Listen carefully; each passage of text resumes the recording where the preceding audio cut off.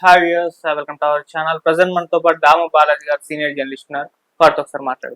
నమస్కారం sir. Madanapalle child ని అతి కిరాతకంగా నిందితుడు ఎవరైతే కులవర్ధన్ ఉన్నాడో అతను ఇప్పుడు చనిపోయాడని చెప్పేసి వార్తలు వస్తున్నాయి సార్. మరి నిజంగా చనిపోయాడా లేకుంటే చంపేశారా? ఏం జరిగింది సార్ అతని విషయంలో? మనకి మదనపల్లిలో మండే పాప మిస్ అయింది. ఆ తర్వాత మండే ఈవినింగ్ 4 గంటల ప్రాంతంలో పాప మిస్ అయింది. నీరుగట్టువారిపల్లి అని మదనపల్లి అవుట్స్కట్స్ లో సబర్బ్ ఉంటది. అక్కడ వీళ్ళు ఉంటారు పేరెంట్స్, వాళ్ళకి 2 కూతుర్లు. వాళ్ళిద్దరు పనులకి వెళ్తా ఉంటారు. అలాగే ఆ రోజు కూడా వాళ్ళు పనులకి వెళ్ళిపోతే నానమ్మ తర్వాత తాతయ్య వీళ్ళతో పాప ఆడుకుంటూ ఉంది. అయితే వాళ్ళు ఏదో వాళ్ళ పనిలో ఉంటే పాప బయటికి వెళ్ళింది, తర్వాత రాలేదు. ఎంతసేపటికి రాకపోతే వీళ్ళు బయటికి వెళ్ళి చూస్తే దొరకలేదు. దాంతో అరౌండ్ 4కి ఈవినింగ్కి వాళ్ళు తల్లికి ఫోన్ చేశారు. తల్లి వచ్చింది, ఆమె ఎతికింది. తర్వాత భర్తకు ఫోన్ చేస్తుంది, అందరు ఎతికారు, బంధువులు వచ్చారు. సో ఖచ్చితంగా మిస్ అయిపోయిందని అర్థమైనాక 1 టౌన్ పోలీస్ స్టేషన్ మదనపల్లికి వెళ్ళి కంప్లైంట్ ఇచ్చారు.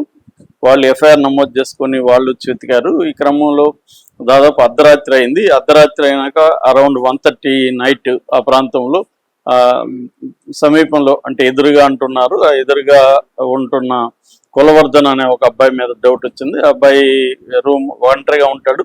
సో వీళ్ళు తలుపు తడితే తీయలేదు. లోపలికి కిటికీ ఓపెన్ చేసి ఫోన్ వెలుగులో చూస్తే అతను నిద్రపోతున్నట్టుగా గాఢ నిద్రలో ఉన్నాడు. వీడు తాగేసి నిద్రపోతున్నాడు అనుకోని పోలీసులు వచ్చేసారు. తర్వాత మళ్ళీ మార్నింగ్ ఎత్తికారు. మార్నింగ్ ఎత్తికే క్రమంలో మళ్ళీ వాడి దగ్గరికి వెళ్తే వాడు లోపల నుంచి తలుపు తీసి వీళ్ళని నెట్టేసుకొని వెళ్ళిపోయాడని ఒక వర్షన్ అనిపిస్తుంది. ఏదేమైనా పాప డ్రమ్ములో దొరికింది. ఆ తర్వాత పెద్ద ఎత్తున బంధువులు వీళ్ళు వచ్చేసి ఆ పాప పోస్ట్ మార్టంకి తీసుకెళ్లకుండా వాళ్ళు ఆందోళన చేశారు. వాడిని మాకు అప్పగించండి, మేము అని చెప్పారు. లేదంటే ఇప్పుడే ఎన్కౌంటర్ చేయండి, ఉరి తీయండి, ఇలాగా వాళ్ళు. ఎందుకంటే ఇది ఒక షాకింగ్ గా ఉంది. 7 ఏళ్ల పాపని అనేది వాళ్ళు జీర్ణించుకోలేకపోయారు.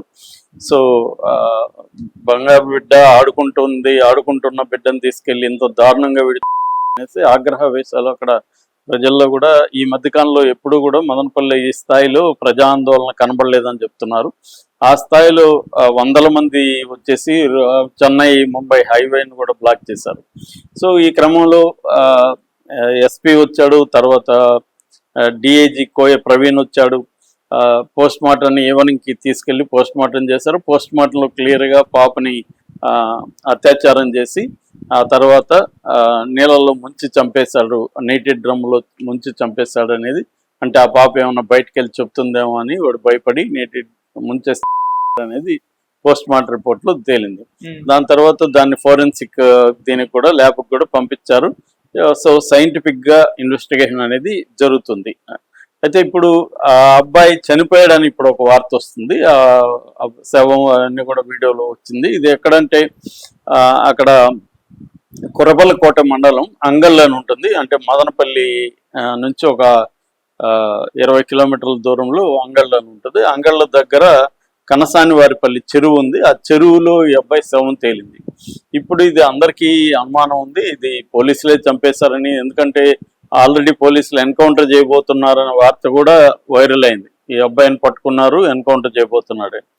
అంటే మనకి ప్యాటర్న్ చూసుకున్నప్పుడు ఇలాగా చిన్నపిల్లల్ని సంఘటనలు జరిగినప్పుడు చాలా సార్లు వాళ్ళని ఎన్కౌంటర్లు చేసేయడం అనేది మనం చాలా సార్లు హైదరాబాద్ లో కూడా చూసాం. ఫస్ట్ రాజశేఖర రెడ్డి పీరియడ్ లో ఒక ముగ్గురిని చంపారు. తర్వాత సజ్జనార్ ఆధ్వర్యంలో ఒక అమ్మాయిని చంపినప్పుడు ముగ్గురిని చంపేశారు.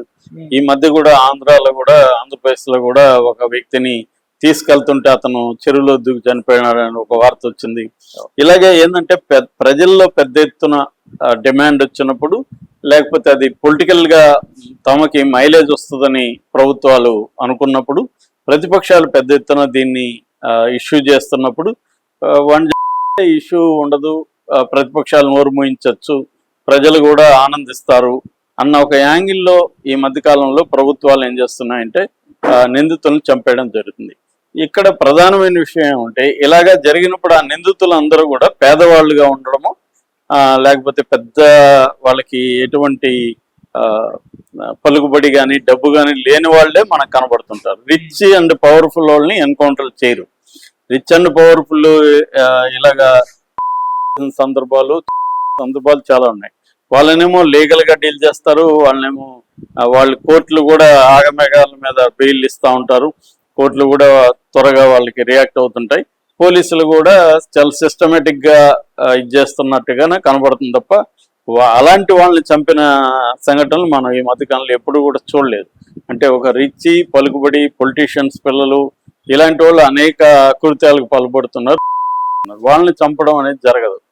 ఓన్లీ ఇలాగా పేదలో లేకపోతే వీళ్ళకి ఎటువంటి బ్యాక్గ్రౌండ్ లేదు, లేకపోతే మైనార్టీలు దళితులు ఎక్కువగా వీళ్ళే ఉంటారు. కుల పరంగా తీసుకున్నప్పుడు బీసీలు కానీ దళితులు కానీ వీళ్ళే ఈ చంపడం అనేది జరుగుతుంది. ఇక్కడ కూడా ఈ అబ్బాయికి ఏం బ్యాక్గ్రౌండ్ లేకపోవడం, అందుకని ఇవన్నీ ఆలోచించి చంపేస్తే మనకి ప్రజల నుంచి మద్దతు వస్తుంది, ఇటు ప్రతిపక్షం జగన్ నోరు మోయించవచ్చు అన్న యాంగిల్లోనే జరిగినట్టుగా మనకు కనబడుతుంది. ఎందుకంటే హోంమంత్రి అనిత మా పోలీసుల అధీనంలో ఉన్నాడని చెప్పడం, ఆల్రెడీ పట్టుకున్నాడని వార్తలు వచ్చాయి. పోలీసులు అతన్ని పట్టుకోకపోవడం కూడా ఏమీ లేదు, అంత ఇదేమి కూడా కాదు అతను. సో అలాంటి అతన్ని తీసుకెళ్ళి అక్కడ నీళ్ళలో ముంచి చంపేసి, అంటే ఎన్కౌంటర్ అంటే గన్తో కాల్చడం అది కాకుండా ఈ మధ్య కాలంలో అవి జరుగుతున్నాయి. ఎన్కౌంటర్ అంటే ఏమవుతుంది, కమిషన్లు వేస్తున్నారు. కమిషన్లు వేసి మనకు సజ్జనారు వీళ్ళ దీన్ని జరిగినప్పుడు కూడా కమిషన్ చాలా తీవ్రంగా దాని మీద రియాక్ట్ అయింది. ఇప్పుడు ఆత్మహత్య అన్నాం అనుకో, దానికి పెద్ద కమిషన్ వేసినా కూడా దాని మీద ఏమి బుల్లెట్ వూండ్స్ ఉండవు, అవన్నీ ఉండవు. బుల్లెట్ వూండ్స్ ఉంటే ప్రూవ్ చేసుకోవాలి. అంటే డిఫెన్స్ లో మేము ఎందుకు చేయాల్సి వచ్చింది ఎన్కౌంటర్ అనేది ప్రూవ్ చేసుకోవాలి. ఇక్కడ ఏమంటే అతని చేసుకున్నాడు అని చెప్పేసి ఆ మధ్య కూడా ఒక వ్యక్తి రైల్ ట్రాక్ మీద చేసుకున్నాడు అని చెప్పారు. అంటే ఈ మధ్య కాలంలో పోలీసుల మెథడ్స్ గవర్నమెంట్ మెథడ్స్ మారాయి. ఎందుకు ఈ న్యాయ వ్యవస్థ వచ్చి మళ్ళీ కమిషన్లు ఇవన్నీ గొడవ ఎందుకు, ఆత్మహత్యలాగా చిత్రీకరించేస్తే సరిపోతుందన్న పద్ధతి కనపడుతుంది. ఇది కూడా క్లియర్గా అదే పద్ధతి జరిగింది. సో ఇక్కడ రెండు విషయాలు ఉన్నాయి. ఒకటి, ప్రజల డిమాండ్ మనం అర్థం చేసుకోవచ్చు. ఎందుకు ప్రజలు ఇలాంటి జరిగినప్పుడు సత్వర న్యాయం కోరుకుంటారంటే వాళ్ళకి ఆగ్రహ వేశాలు ఉంటాయి. ఒక లాస్ జరిగింది, ఒక దారుణమైన సంఘటన జరిగింది కాబట్టి దానికి బాధ్యుడిని శిక్షించాలని కోరుకోవడం మానవ సహజం. రెండవది, కోర్టులు పోలీసులు కేసులు అంటే ఏళ్ల తరబడి తేలవు. నిన్న చూసాం కదా, ప్రత్యూష సినీ నటి 2002 ఫిబ్రవరిలో 2026 అంటే 24 సంవత్సరాలు సుప్రీంకోర్టు తీర్పు రావడానికి పట్టింది. సో 24 సంవత్సరాలు ఎవరు వెయిట్ చేస్తుంటారు, ఈ లోపల ఎన్నో జరుగుతాయి, ఆ ముద్దాయిలు చనిపోవచ్చు. సో న్యాయం జరగదు. అందుకనే justice delayed is justice denied అని సామెత ఉంది. సో అందువల్ల ఈ న్యాయ వ్యవస్థ కానీ పోలీసు ఇన్వెస్టిగేషన్ కానీ ఇవన్నీ బాగా లేట్ అవుతాయి. మనకి ఇప్పుడు వివేకానంద రెడ్డి హత్య కేసు కూడా 7 ఏళ్ళు అయింది, ఇప్పటి వరకు అతిగతి లేదు, ఇంకా ట్రయల్ స్టార్ట్ కాలేదు. సో అందువల్ల ఏమవుతుందంటే ప్రజలు ఇంతసేపు వెయిట్ చేయడం ఇంతకాలం అని సత్వరం కోరుకుంటారు, అందులో తప్పు లేదు.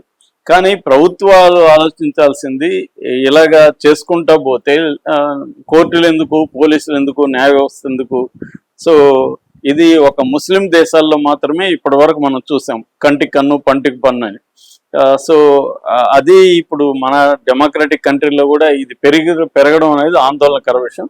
ఇది మళ్ళీ దీంట్లో బలవుతున్నది. ఇంతకుముందు చెప్తున్నట్టు దళితులు కావచ్చు, బీసీలు కావచ్చు, మైనార్టీలు కావచ్చు, గిరిజనులు కావచ్చు, ఈ వర్గాలు అంటే పలుకుబడి, డబ్బు, కులము, ఈ బలం లేని ఈ వర్గాలే ఈ ఎన్కౌంటర్లకు గురవుతున్నారు అనేది కూడా స్టాటిస్టిక్స్ డేటా చెప్తున్నాయి. దీంట్లో రిచ్ అండ్ పవర్ఫుల్ చేసినప్పుడేమో వాళ్ళని న్యాయబద్ధంగా వ్యవస్థ వాళ్ళని డీల్ చేస్తుంది. ఇటువంటి విషయానికేమో సత్వర న్యాయము ఇది కూడా తమకు పనికొచ్చే విధంగా ప్లాన్ చేసుకొని చేస్తున్నారు. ఇందులో కూడా అదే జరిగినట్టుగానే మనకు అర్థమవుతుంది. Okay sir, thank you so much.